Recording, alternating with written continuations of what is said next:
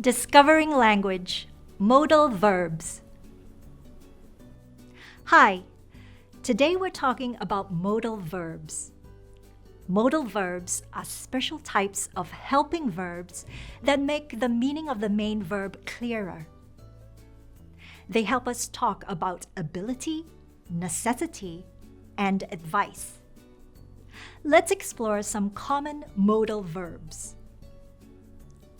We use the modal verbs must, have to, and need to talk about things that are necessary. For example, I must pay my rent on time. You have to finish your homework before dinner. We need to save money for our vacation.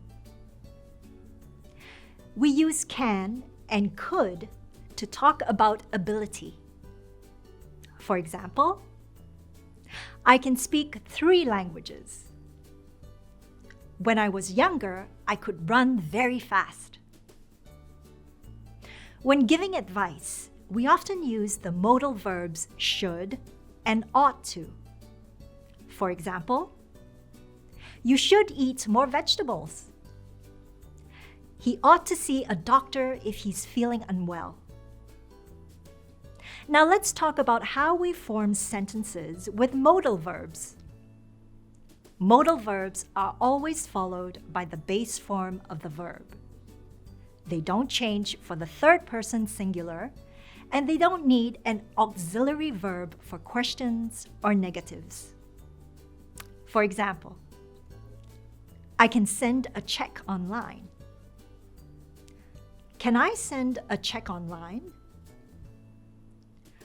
I can't send a check online.